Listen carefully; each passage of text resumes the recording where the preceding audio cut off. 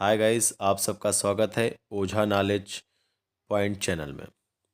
जैसा कि आप सबको थंबनेल से ये मालूम चल रहा होगा कि हम आज किस मुद्दे पे बात करेंगे।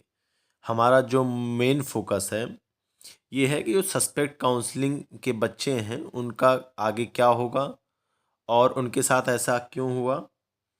तो ये जो समस्या है काफ़ी बड़ी संख्या में है और इस समस्या का समाधान मुझे जिले स्तर से नहीं मिल पाया और अन्य सोर्स भी जो हैं जानकारी को उनके माध्यम से मुझे नहीं मिल पाया। और तो इसके लिए मुझे जो है समाज कल्याण निर्देशालय लखनऊ जाना पड़ा कि अगर आखिर ऐसे छात्रों का क्या होगा जिन छात्रों में सस्पेक्ट काउंसलिंग डिटेल शो हो रहा है। क्योंकि इसका मैंने बहुत ज़्यादा जो है पता लगाने का प्रयास किया, लेकिन कोई निष्कर्ष मुझे जिला स्तर से या अन्य सोर्स जो हैं उनके माध्यम से भी नहीं हो पाया। इसलिए मुझे लखनऊ जाना पड़ा और वहाँ जाके मुझे कुछ चीज़ें सामने आई जो मैं आप लोगों को शेयर करना चाहता हूँ। आखिर ये ऐसा क्यों हुआ और इसका मेन कारण क्या था। तो जैसा आप सभी छात्र देख रहे होंगे कि आपका प्रवेश काउंसलिंग से हुआ है। आपने फॉर्म भी सही फॉर्म में डिटेल जो है उस भी सब सही भरी है, लेकिन उसके पश्चात भी आपका जो है फॉर्म स्टेटस जो है सस्पेक्ट आ रहा है।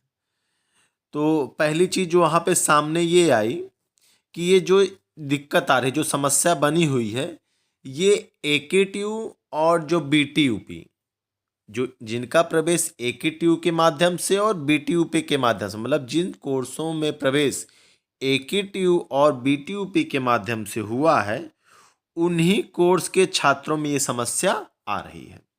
और लगभग हम ये कह सकते हैं जो नवीन फ्रेश स्टूडेंट हैं आपके, चाहे वो जो है जनरल के हो या सी, ये समस्या इन दोनों कैटेगरी के छात्रों में आ रही है। पहली चीज़। दूसरी चीज़ मैं आपको ये बताना चाह रहा हूँ, ये जो समस्या है यो आप मैक्सिमम जो समस्या देखेंगे जो प्राइवेट इंस्टीट्यूट हैं उनके ही स्टेटस में समस्या आ रही है। जो गवर्नमेंट के स्टूडेंट हैं उनमें समस्या नहीं है, लगभग नगण्य है, जहाँ तक मेरा अभी तक अनुमान है, जो मुझे देखने को मिला है। और बाकी आप लोग भी अपने स्तर से इसको महसूस कर सकते हैं। अब हम आते हैं अगले पॉइंट पर। मेरा अगला प्रश्न उनसे ये था कि सर ये समस्या क्यों आ रही है जबकि छात्र ने सभी डिटेल फॉर्म में सही भरी हुई है। तो उनका जवाब सबसे पहली नज़र में ये था कि सर आप जो विद्यालय के द्वारा जो छात्रों का डिटेल फिल किया जाता है छात्रवृत्ति के फॉरवर्डिंग के समय, जब आप फॉर्म जमा करते हैं विद्यालय में, तो आपके विद्यालय के नोडल के द्वारा आपकी जो डिटेल होती है काउंसलिंग को फिल करके अटेंडेंस परसेंटेज ये फिल करके फॉरवर्ड किया जाता है। तो उन्होंने कहा कि ये गलती हो सकती है जो वहाँ के नोडल हों विद्यालय के, उन्होंने किया हो, इसलिए विद्यालय के जो है छात्रों का काउंसलिंग डिटेल मिसमैच बता रहा है। तो मैंने सर जो है कहा सर ये जो समस्या है किसी व्यक्तिगत एक छात्र के लिए नहीं आ रही है। मैंने कई विद्यालयों में बात किया तो उनका ये कहना है कि ये समस्या एससी और जनरल के जो नए छात्र हैं एक तरफ से आ रहा है। तो हमने कहा सर अगर गलती भी त्रुटि भी होगी तो किसी एक दो चार छात्र में होगी, ये क्या सारी त्रुटियां एक तरफ से सीरियल से तो नहीं होंगी कि किसी छात्र का सही डाटा ही विद्यालय के दौरान ना फिल किया जाए। उन्होंने कहा हो सकता है आप नो कर दिए हो काउंसलिंग यस की जगह, ये सारी समस्या उन्होंने बताया मुझसे। मैंने कहा सर ये जो डिटेल अगर गलत होगी तो दो चार छः की होगी, एक तरफ से सभी छात्रों का नहीं होगा।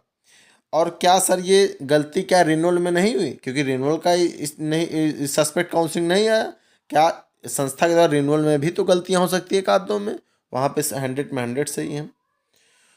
तब उनको ये बात संज्ञान में आई कि ये बड़े स्तर से एक तरफ से है और वो इस बात को उन्होंने संज्ञान में लिया, क्योंकि इसके पहले भी कोई विद्यालय, उन्होंने मतलब स्पष्ट तो नहीं कहा, लेकिन जिस हिसाब से उनका रिएक्शन था इससे समझ में आया कि अभी कोई विद्यालय भी नहीं गया था इस बात को लेके कि ये समस्याएं इन कोर्सों में इस स्तर पे आ रही हैं। तो मैंने उनको इस चीज़ के लिए सूचित किया। ये समस्या सर बनी है छात्रों के साथ। छात्रों की संख्या सर मैंने बताया कि बड़ी संख्या में, और काफ़ी इसमें एससी और जनरल के स्टूडेंट हैं, और मैक्सिमम इसमें ऐसे छात्र होते हैं कि जो इस पे आश्रित होते हैं कि स्कॉलरशिप आने पर ही उनकी पढ़ाई हो सकती है, वरना बाधित हो सकती है, उनको बीच में ही ड्रॉप करना पड़ सकता है अपनी पढ़ाई को। तो क्योंकि सर ये ग्रामीण इलाके के विद्यालय हैं ज़्यादातर, पॉलिटेक्निक, डिप्लोमा, फार्मेसी, तो इन पर थोड़ा सर आप विशेष ध्यान दीजिए। तो उन्होंने आश्वासन दिया कि कोई समस्या नहीं आएगी।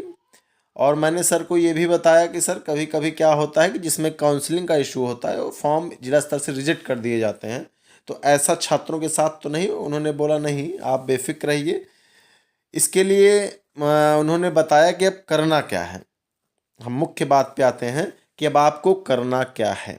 चलिए हम बताते हैं। सबसे पहले आप अपना स्टेटस का प्रिंट आउट, आवेदन फॉर्म और काउंसलिंग के जितने दस्तावेज हों वो आप प्रिंट आउट निकालिए, स्टेपल करिए, और 26 तारीख तक आपके विद्यालय में जो नोडल हों स्कॉलरशिप के, उनके पास सारे डॉक्यूमेंट अटैच करके वहाँ पर आप जमा कर दीजिए। और कुछ ही समय बाद, 2-4 दिन, 1 हफ्ते के अंदर अंदर सब सही रहेगा तो आपका स्टेटस जो है वेरीफाई हो जाएगा।